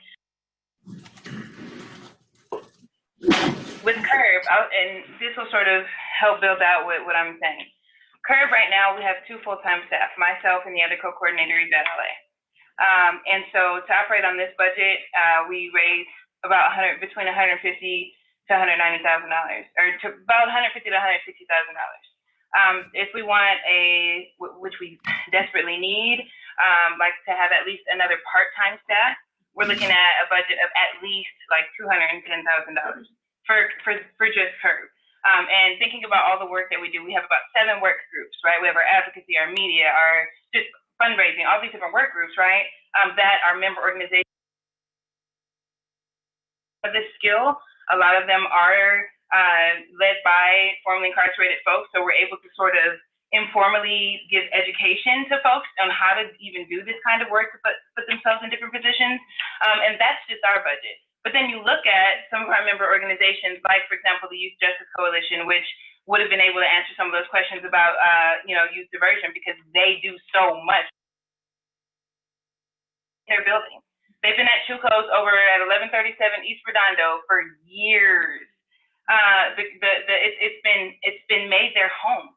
The students there, the young leaders who go through there, the students who are pushed out of public education systems, don't have those opportunity and finish their education there, are losing that space because of gentrification. The metro's running through there and they're knocking it all down. This time next year it'll be gone. So here's a building where their own graffiti, their own art. What folks call I like to call graffiti because it's our adult graffiti, right? But it's our kids' graffiti up here on these walls. They've created spaces where they've honored the folks who have been taken from them by state violence in the community, right? And that space is gone. So when you look at, okay, Curb might need the 210 for them to just have 2 staff and a part-time. Youth Justice Coalition needs an entire building. And we're in Los Angeles. 1-2 million? Just for them to have a place, not including all of the work that they do. all of the healing space that they create, all of the education space that they create, all of the advocacy that they put forward. So for that member organization, they would need that. Then we look at member organizations in spaces like the Inland Empire, right, where I'm out. There are no justice centers or spaces where people can have offices and share space with other folks doing social justice work. It's like I've been looking for a space for CURB in the Inland Empire since March and have not been able to acquire one.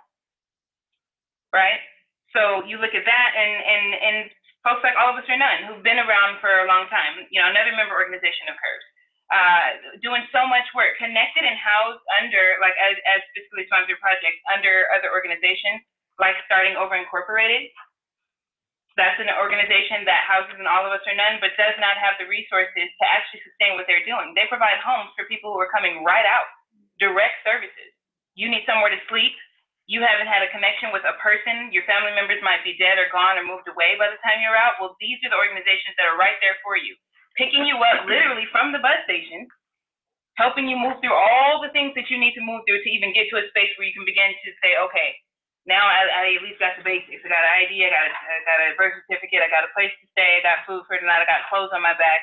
Now they're even helping you say, well, who's gonna hire me? How can I get my children back? Family reunification. That's a whole different story. They need very, very, very, very large budgets and they don't have them. Initiate Justice right now needs to raise $2 million trying to get this ballot, this initiative on the ballot for next year. So when we're talking about, the work that folks are doing in our CURB member organizations, those are even much larger budgets than as a CURB staff I would even ask for our for the work that we're putting in. But yeah, that's how we're seeing it. We definitely want to make sure that we're investing in people and creating those pipelines, as our partner said on the other side, to make sure that we create these leadership spaces and that people are actually receiving the development necessary to continue to develop and continue to grow higher. Right, like one of the great things about CURB, which is why I think it's just a wonderful place for someone who's directly impacted, which I am the first Black woman who has been formerly incarcerated in this position since CURB started. So there's growth there, right? But also I'm in a policy fellowship right now, with the Women's Foundation. And so it's looking at the opportunities also that can be connected when we're moving people into these leadership positions. It's so important. Thanks, Nell. Great question, Tim. Thank you for asking us. And I'll start with saying that while I think money is super, super important, and I'm going to advocate for it till my dying day, I very much like fundraising. Not a lot of people do, but I think it's a part of organizing. It's organizing funders, it's organizing individual donors. It's an incredible part of my work, and people like Kat, who is a mentor to me, who's literally been doing this work for years and not getting paid for it, is, I think, deeply troubling. So, and when I asked Kat to be the ED of the Justice Team Network, she said yes, and it was like, okay, well, how do we make sure you don't have to do 4 other jobs, and we can have you focus on this? The Justice Team Network has been able to raise about $250,000. But we need to raise at least another, our budget is $1.5 million. We hired Kat. Kat needs an assistant. We want to hire a development associate, and we want to hire 3 organizers, one for Northern California, the Central Valley, and for Southern California. We have been working with lots of folks inside of Fresno, but I think the Central Valley is deeply neglected. And part of what happens in building out something is you need to have someone that can do that and really build the time. And what I don't want to do is set up a network that Kat ends up doing. Maybe she's just the AD, but she ends up doing like every single job. It's not healthy. And unfortunately, this is a cultural thing, because I would even argue, I know I'm not a part of CURB, well, I am. You are. DP is part of CURB, but I would argue you all need more money than what we do. You're a statewide network with 75 organizations, and I don't think I think part of what happens, especially if you grew up poor if you're a Black woman, we undersell everything. And so I would just challenge us, challenge us to say, actually, no, this is our real budget. These are our real needs. And then funders, you all figure it out. That's the negotiation here. We share a lot. We say the need. So money is important. We need at least 1.5 million, 2 million to do effective work, to hire good staff and quality good staff, train those folks, and programming. We have a significant amount of programming. Rapid response work itself takes time. When you get a call at midnight, at 1 a.m., at 6 in the morning, and you have to tell your folks, let's get up, let's go to this place. You're trying to track down a family. We are very big. Well, I think it's important that we also have to, we have to compete with media. So the quality of what we put out, so it's very important to us. If we're going to put out a video to counter what the media said, and that takes also rapid response communications. All of that costs money. All of that takes resources. But I'm going to repeat this, and you're going to probably hear this from me every time you sit in a room with me. Building a strong institution takes money, but it also takes a type of resource. I am very interested in sitting with, whether it's the funders in the room or connections you all have, about what it actually takes to build up an organization. 5.5 years ago, when I started VPN, I had no idea what I was doing. I was like, this issue is really important to me. They almost killed my brother. I need to go after the sheriff's department. I need to build the families who've been most directly impacted. I was a very good organizer, but I had no administrative skills. I did not know what it meant to be an ED. And I did it myself. I went around the county, because I've been here for a long time, and I met with EDs. I met with other women of color EDs in particular. I met with Black folks who are in leadership. I said, how do you do this? I don't know what I'm doing. And they supported me. And slowly but surely was able to meet with other funders who believed in a project. But what I'll say is there were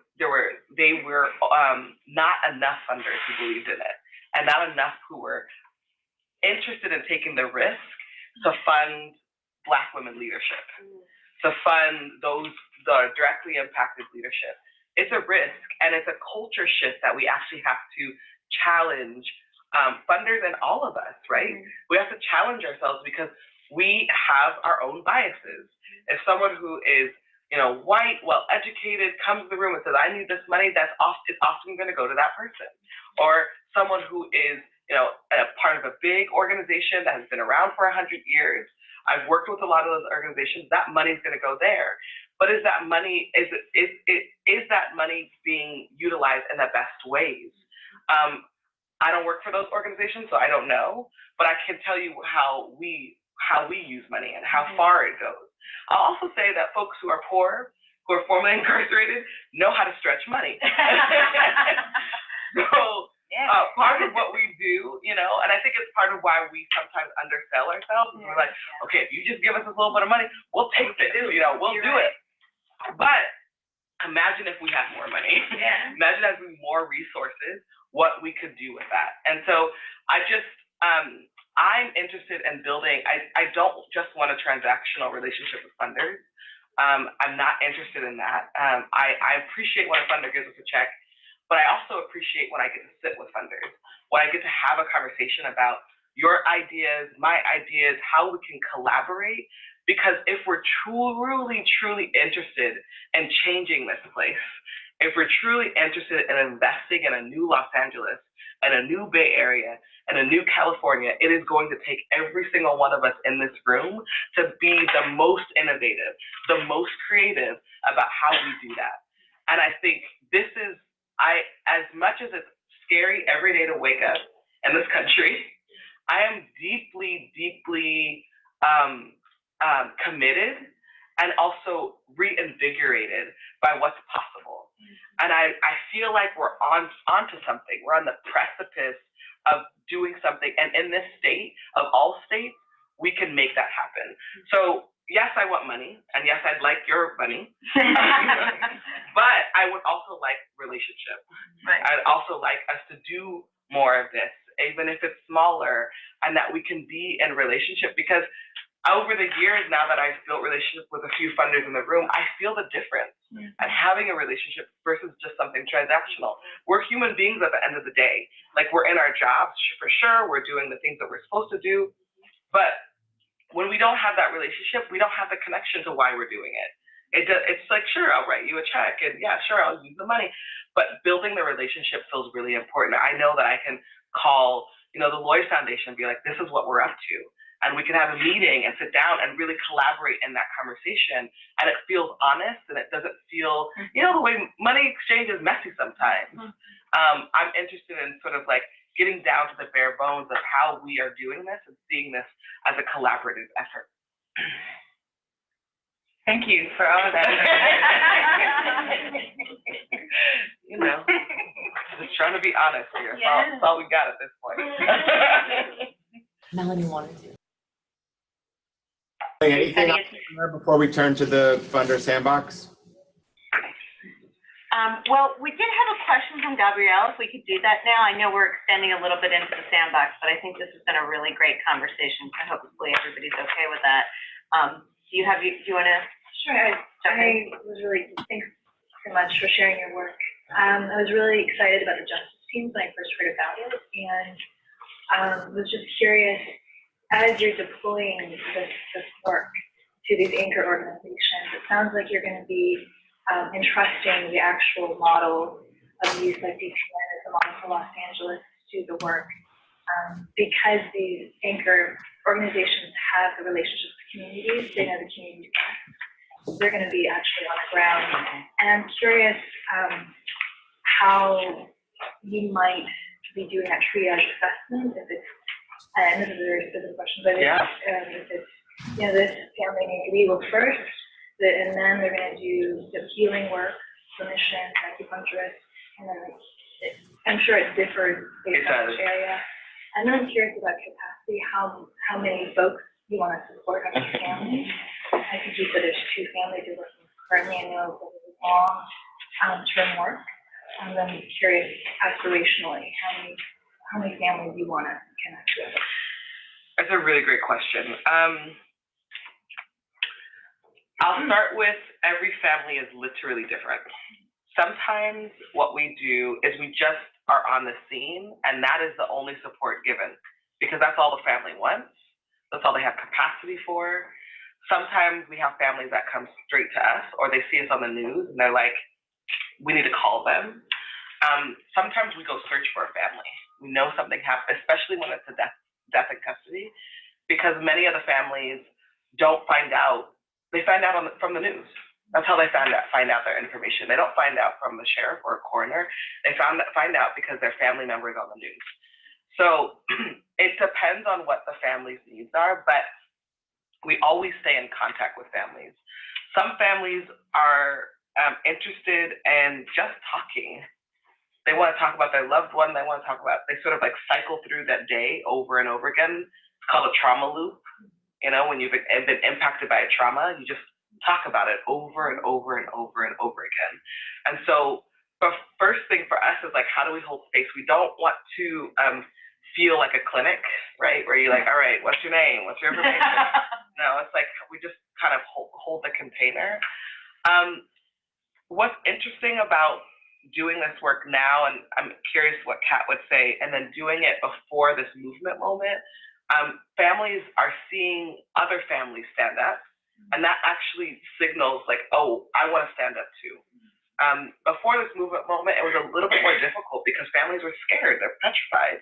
They'd seen other people stand up and law enforcement surveil them, go after them, antagonize them, harass them.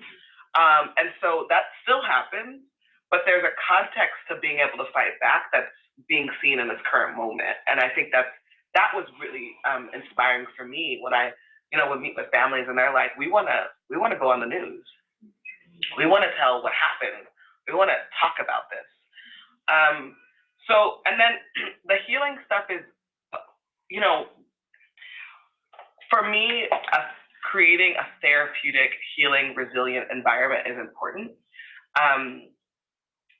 Sometimes it looks like giving direct services. Sometimes it looks like just having dinner with a family.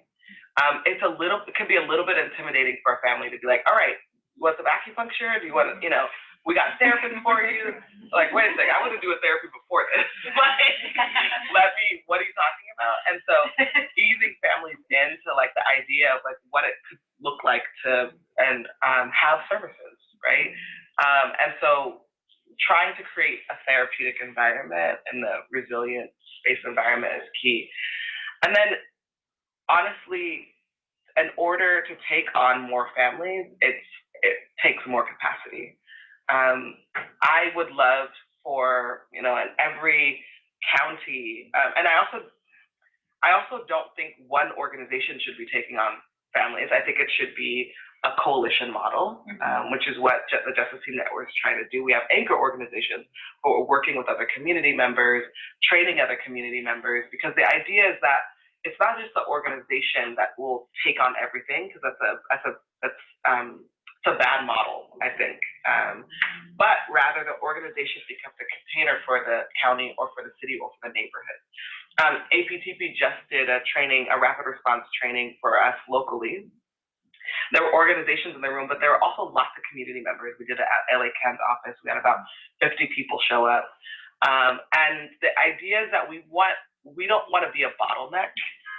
We want to be expansive. So it looks like, having a rapid response training or a wellness clinic inside the Jordan Downs, right? Inside apartment buildings where people live, where it doesn't become this sort of like this model that you have to go to this organization for, but something that your community can be trained in. Also taking, what is the community already doing? The first thing APTP did for us was like, well, what are you doing already? Like, what is useful? Because this training isn't supposed to give you the way. It's supposed to give you a way to deal with this stuff. And so how do we rely on our community in a way and organize the community? Because there's lots of informal networks happening all the time, as George talked about earlier. We're doing this work all the time. It's about providing a little bit more infrastructure so that we can support that. Like my mom, she's not going to become a community organizer, but she is a community organizer. My mom, our home, our space was the first place when our loved ones were impacted by the state because they knew my mother had gone through it. But if my mom had an APTP or a DPN, and she did eventually, she had a DPN, then she could be directed to the county, right? Or those elected officials or the sheriff. So it's about providing that infrastructure so that families feel the ability to have the capacity to go beyond just that current moment.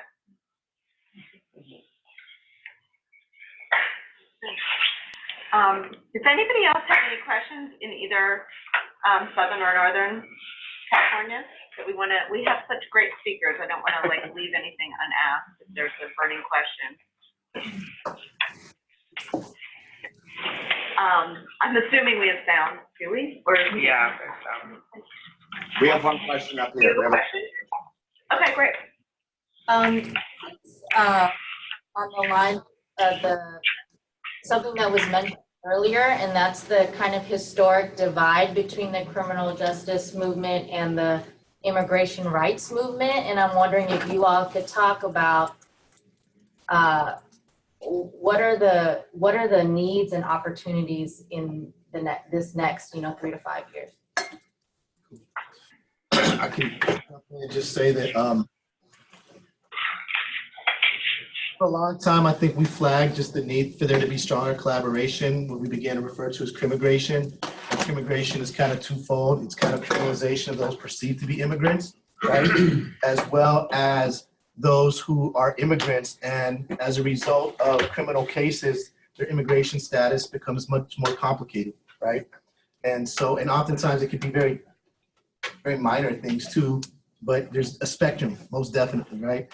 And so, so one of the things we just recently did is a record clearance for focused specifically on immigrant folks with criminal records. So there's already a lot of kind of clean slate programs for formerly incarcerated people, but when you add that additional layer of immigration status, there's very few folks doing that work. And so we partnered with Angie Junk and Rose Cobb from Immigrant Law Resource Center, as well as other community partners, and we hosted this. Courage is getting ready to hire our first managing staff attorney. And what the managing staff attorney will be doing is, one, overseeing that Clean State program for Alameda County. But what we're also doing is implementing our sister organization, Silicon Valley Debug, has really taken sort of court advocacy to another level through participatory defense. Yep. And so we will be implementing, we actually already have started implementing participatory defense on a small scale in Alameda County. One victory with our sister organization, Urban Peace Movement, was Dejan Ford, a young man who was charged as an adult for a first time offense, which was just a robbery, had a college scholarship, got his girlfriend pregnant, had fear and anxiety about how he was going to support her and this baby that was coming, and committed a robbery. And our DA found it, appropriate to charge him as an adult. And so now he's free. He's part of our Positive Youth Justice Initiative Fellowship, and now he's being paid, and he's concurrently enrolled at Merritt College. So he's doing well, and he's also participating in the Determination Young Black Men's Group at Urban Peace Movement. So, so that's like an example of just like participatory defense, but we're prioritizing two kinds of cases. One are cases in which there's adult transfer hearings.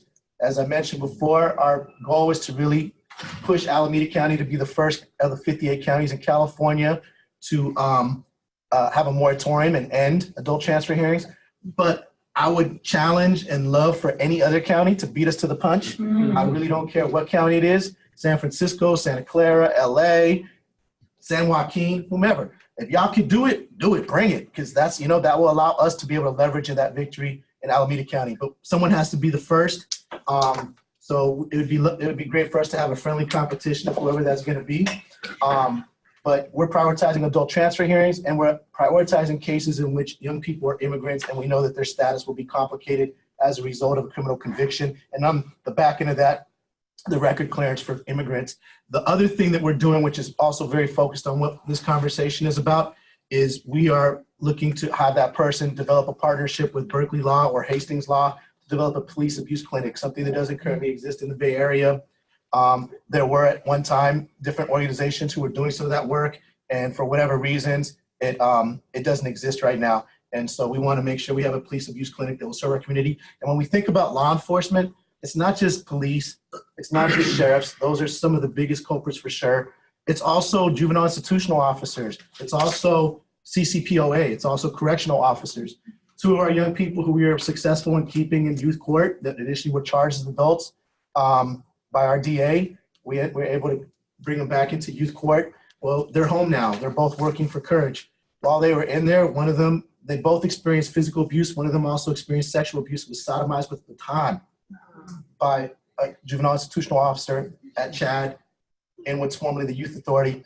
Now, people have talked about how much things have improved there. It hasn't improved because many of us were involved in trying to shut it down around the millennium time, around 2000, 2001.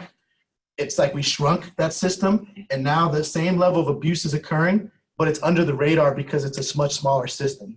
But what we also know is, as a result of Prop 57, which we are very proud of, that there's a possibility that more young people will be going to DJJ instead of adult prison, and that if those kinds of human rights violations and abuses are still happening, it's equally traumatizing. It might just mean shorter sentences because they're in youth court and they're being charged as adults, but that trauma that they carry is just as profound as if they were in the adult system. And so I'm on a mission to shut down DJJ. Well, thank you. I want to thank our panelists here and in LA. It's been fantastic. Real richness of information and conversation, and what you're doing is just awesome and should be more than fully funded. Yeah, thank you. Thank you.